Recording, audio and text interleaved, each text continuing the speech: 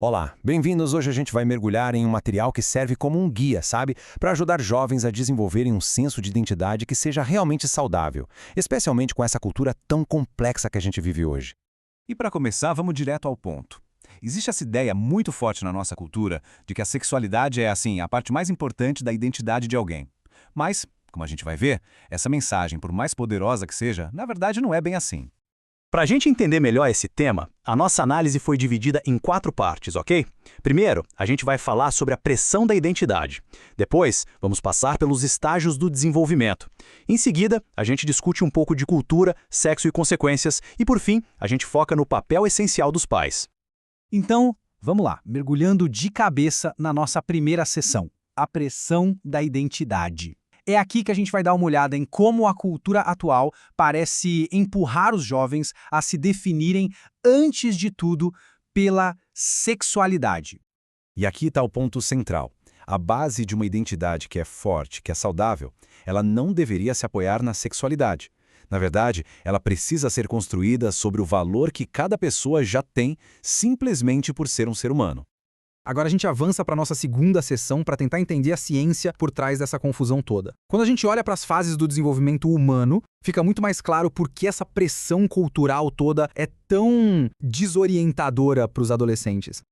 Olha só que interessante essa linha do tempo que mostra os estágios de desenvolvimento de Erikson. É fácil perceber como a construção da identidade é um processo, sabe? Uma coisa que vai sendo construída passo a passo, desde o nascimento. Cada fase prepara o terreno para a próxima.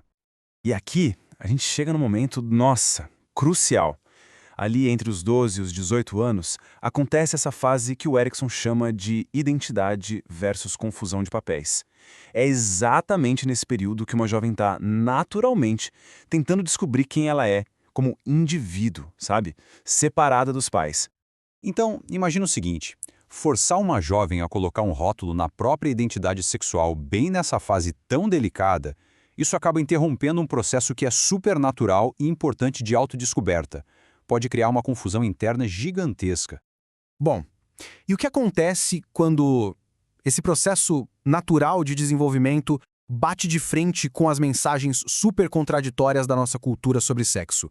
É isso que a gente vai ver agora na nossa terceira sessão. Olha esse contraste, é gritante. De um lado, uma cultura que seria saudável, que protege o desenvolvimento, que incentiva a ter paciência. E do outro lado, a nossa cultura atual, que muitas vezes transforma a sexualidade numa espécie de competição com foco em performance, em satisfação imediata. O problema é que a cultura moderna muitas vezes separa o sexo de 3 elementos que são, assim, a base para um relacionamento saudável: amor, compromisso e aquela intimidade de verdade, que vem de uma amizade profunda. As jovens precisam desses pilares. E não é só uma questão cultural, viu? Tem uma parte biológica super importante acontecendo. O cérebro de uma jovem, em particular, ele está programado para processar a intimidade sexual como se fosse parte de um laço duradouro, sabe?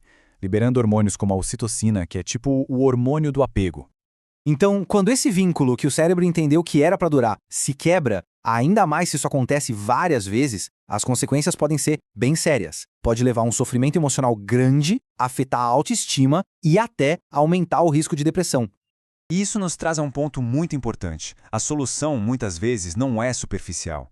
O que as jovens realmente precisam é de orientação, de conselhos sobre como navegar a vida amorosa e principalmente sobre como estabelecer limites que sejam saudáveis para elas.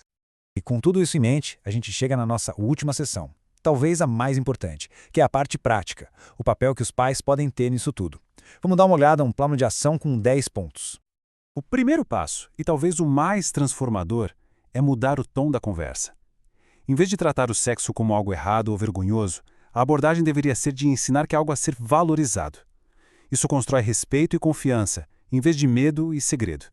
Então, aqui estão os primeiros 5 passos para construir essa base. Começa bem cedo, ensinando sobre limites corporais. Depois, reforçar sempre o valor dela como pessoa, muito além da sexualidade. Ter conversas abertas e frequentes. Ficar de olho no que os amigos dela estão falando. E, claro, ser a principal fonte de informação para ela.